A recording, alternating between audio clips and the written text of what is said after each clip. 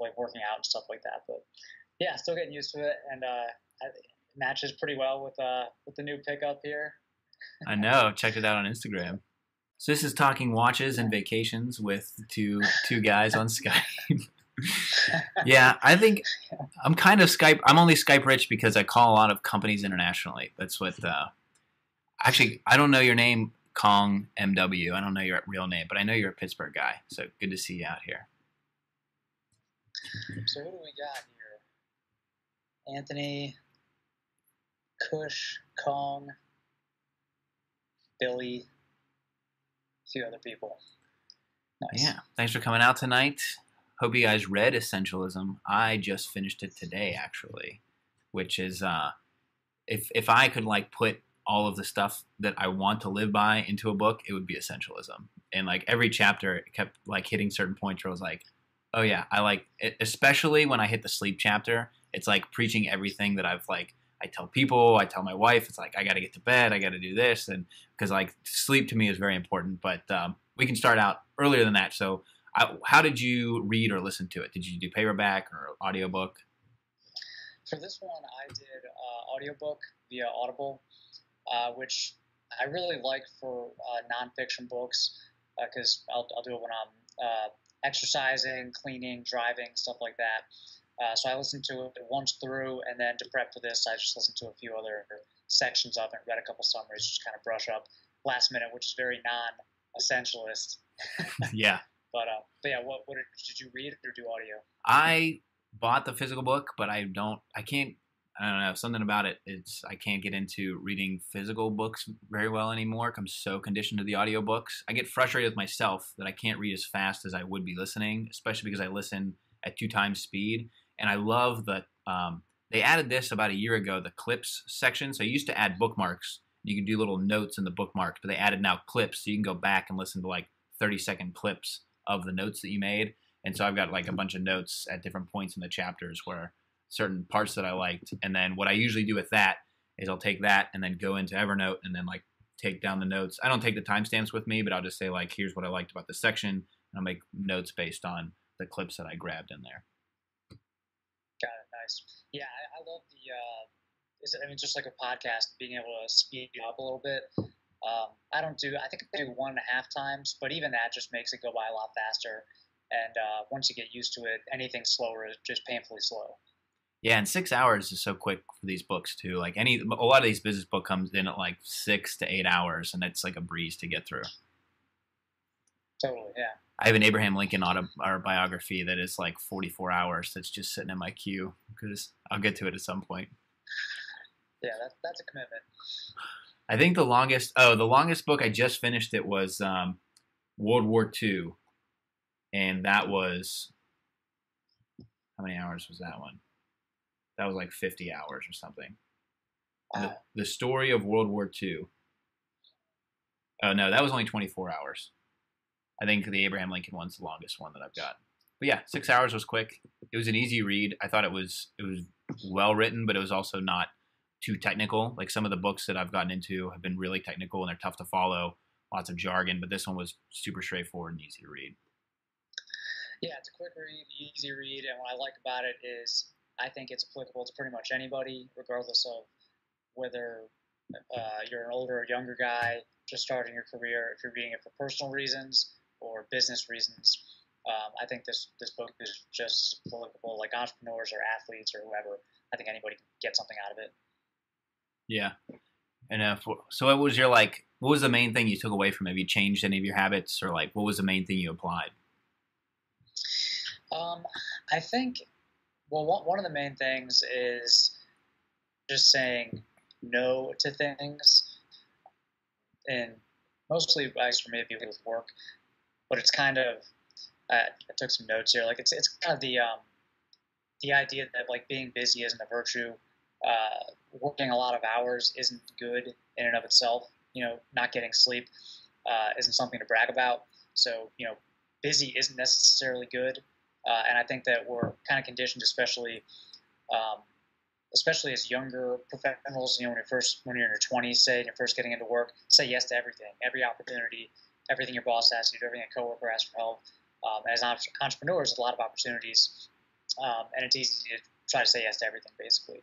And then you kind of get burnt out, and you don't focus on what's actually important. So that's something that I'll try to be focusing on going forward, because I'm have more on my plate than I think I've ever had. So I think that'll be important. Yeah, you could have read that book and said no to this live stream because it was non-essential. See, I consider this essential. Okay, that's good. I know, and thinking about that, I went through, like, as he's telling the story, I picture exactly what I went through when I worked in my days at Apple. Like, when we were launching new products, I would work the night shift where we would turn the store over and redo the merchandising, and then I would work the first shift in the day. Like, I would work 18 or 19 straight hours, and I'd go home and crash. And, like, I was just always like, yeah, I want to take that shift. Oh, I'll do that. And I did burn myself out. By the end of my career at Apple, I was like, I don't want to talk about an iPhone. I don't want to look at another computer. But I don't know how that part of the book could have been written to, like, have gotten through to me at that point. I feel like you would just end up going through that and you learn it. And then once you learn that there's, like, this process and you actually can say no, that was really reassuring in here. Is it talks, and it doesn't just say no. It says learn how to say no and how to do it in an appropriate manner. Or also it says if somebody asks you something, take a pause for 3 to 5 seconds and even let them break the air before they go forward, because your first reaction is like, yes, I'll do that, and just to take any project that comes at you.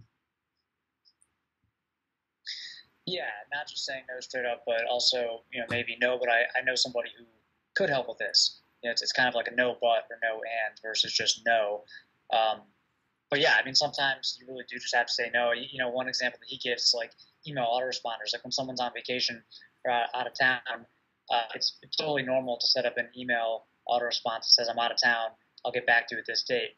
You can use that for other things. Like if you're busy writing a book, you can say, hey, I'm heads down on this project until this date, I'll get back to you after that. I've seen other people do this.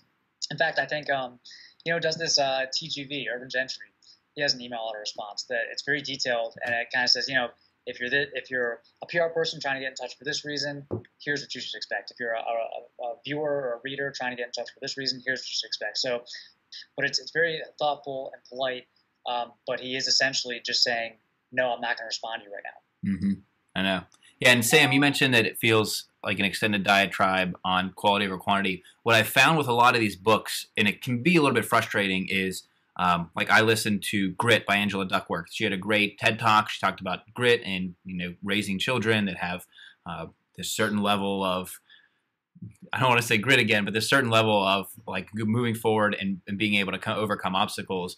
And with all these books, they'll take a concept and they'll tell like a story or even 2 stories about the concept, and so they can like extend the book. I like that the book wasn't more than 6 hours. If it was 8, 9, or 10, it definitely would have like gone over too many topics again or repeated things. But I like how each chapter had a theme. Like I think of chapter 8 is the sleep chapter, and then the introduction. But each one really kind of hit on those things.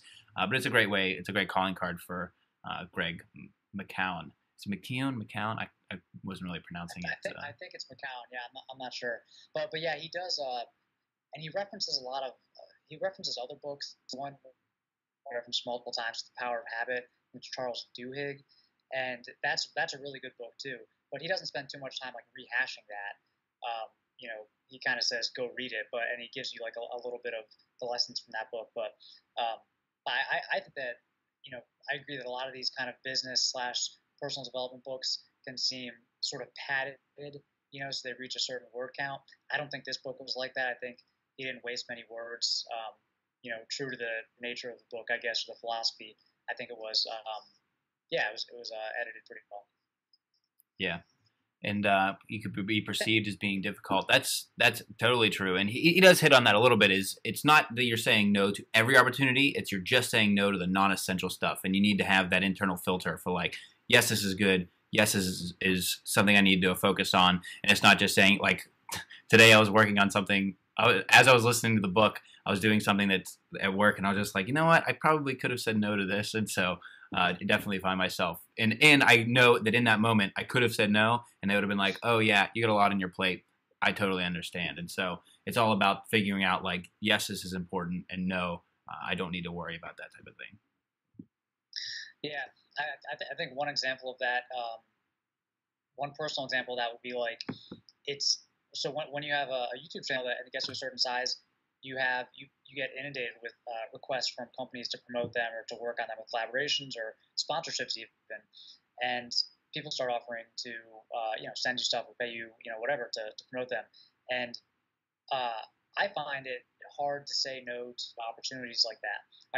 I used to more, but it's hard if you don't have a guiding principle, if you don't know what you're really going after. So if your goal or your like underlying goal is revenue, for example, it makes sense to say yes to those opportunities.